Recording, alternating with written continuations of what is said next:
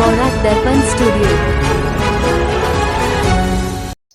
নমস্কার, নিউজ বরাক দর্পণ স্টুডিও থেকে সবাইকে আবারও স্বাগত জানাচ্ছি। আজকের গুরুত্বপূর্ণ খবরের সংক্ষিপ্ত হেডলাইন। আজকের এই পবিত্র রাখি বন্ধন উৎসবের বিশেষ তাৎপর্য কি? পারিবারিক অশান্তির জেরে চরম সিদ্ধান্ত গহপুরের বিশিষ্ট সমাজকর্মী। আগামী ব্রিক্স সম্মেলনে ভারতের বড় ঘোষণা, নজর বিশ্বের। অসম মেঘালয় উত্তেজনা, পরিস্থিতি নিয়ন্ত্রণে দুই রাজ্যের উদ্যোগ। দিল্লিতে মডেল কোন 24 ঘন্টার মধ্যেই গ্রেপ্তার অভিযুক্ত। 9/11 হামলার মূল চক্রী খালিদ শেখের বিচার 2028-এ। মণিপুরে ফের বড়সড় উত্তেজনা। নেপালের 13 জলবিদ্যুৎ কেন্দ্রে হড়পা বানের ধাক্কা। নেপালে ফের হড়পা বানের আশঙ্কা, মৃত 469। নেপালের মর্গে জায়গার সংকট। মিজোরামে 13.06 লক্ষ টাকার সোনা উদ্ধার। মিয়ানমারের নাগরিক আটক। ভারত বাংলাদেশ সম্পর্কে বড় প্রশ্ন, কোন দিকে যাবে সম্পর্ক?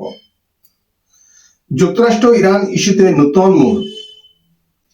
কৈলাস মানস সরোবর যাত্রায় গিয়ে নিখোঁজ আমেরিকা প্রবাসী ভারতীয় দম্পতি। বিস্তারিত প্রতিবেদনে।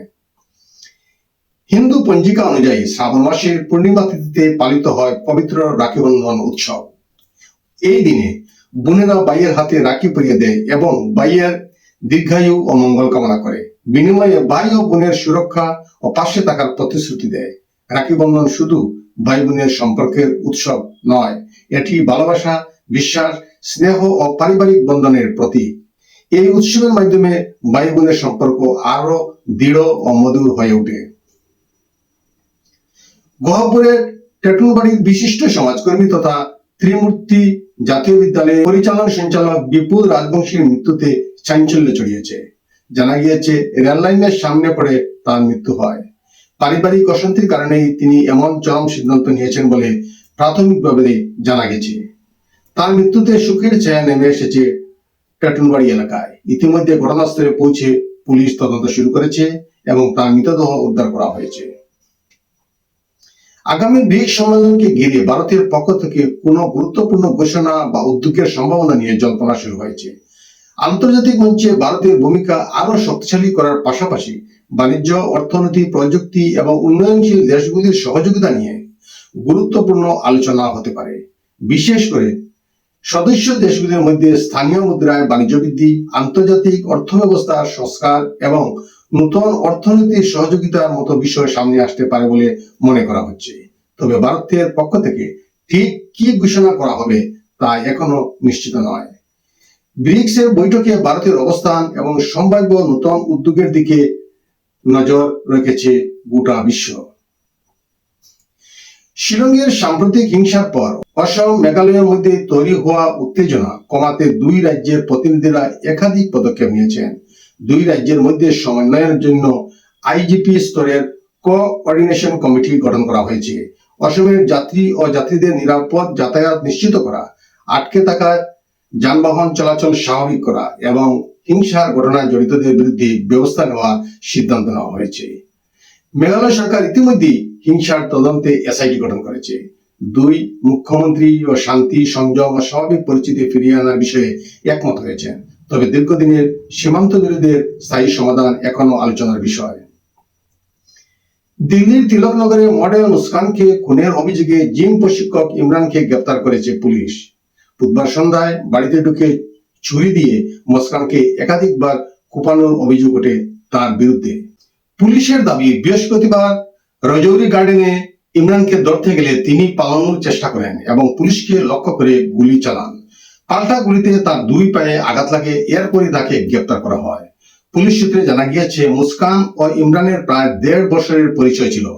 গত 2 মাস ধরেই তাদের মধ্যে টানাপোড়েন চলছিল বলে অভিযোগ। অন্য এক যুবকের সঙ্গে মুস্কানকে কথা বলতে দেখে ইমরানের ক্ষোভ বাড়ে বলেও জানা গিয়েছে।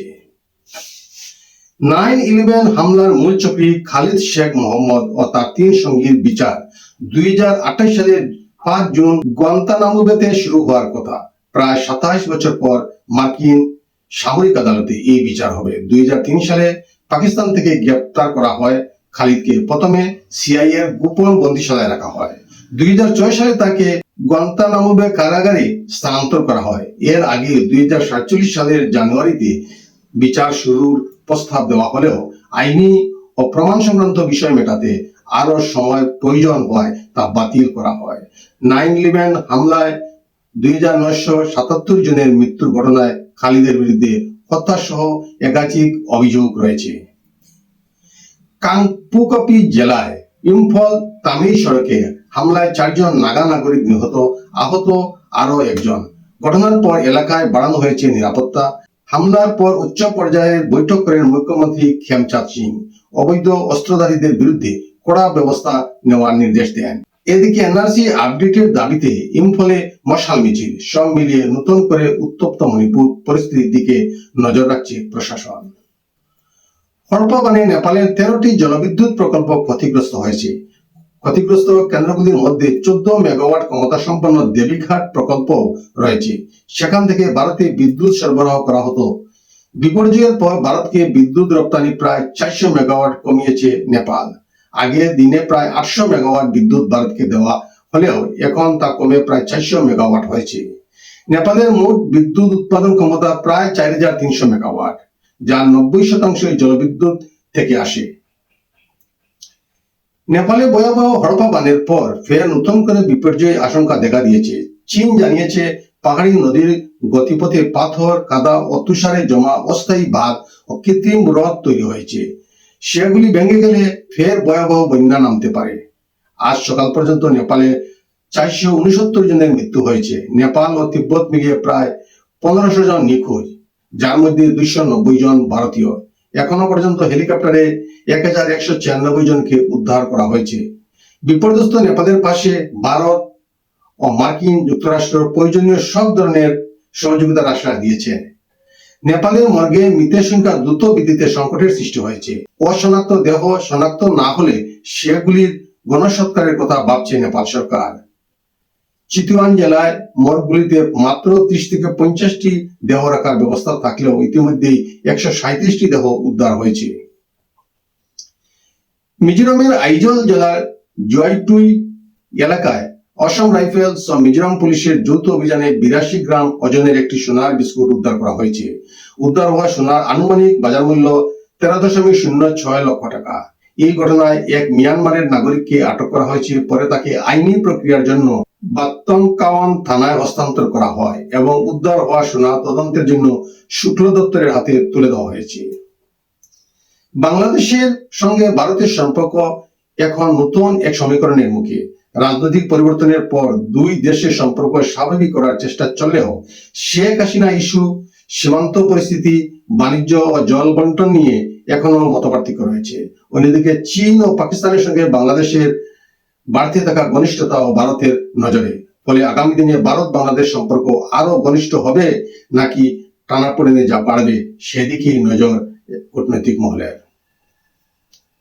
ইরানের সঙ্গে আপাতত সরাসরি আলোচনায় বসার পরিকল্পনা নেই বলে জানিয়েছে যুক্তরাষ্ট্র, বরং তেহরানের উপর অর্থনৈতিক চাপ ও নিষেধাজ্ঞা আরো জোরদার করার নীতি নিয়েছে ট্রাম্প প্রশাসন।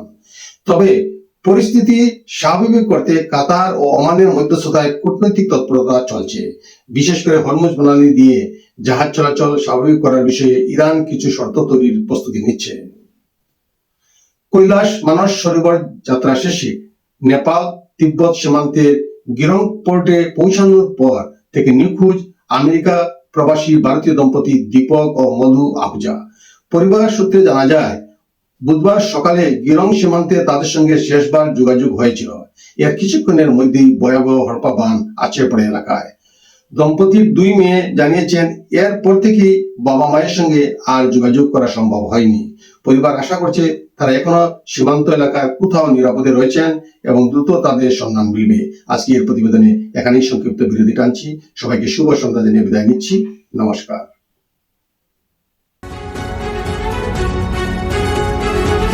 न्यूज वॉराक दर्पण स्टूडियो।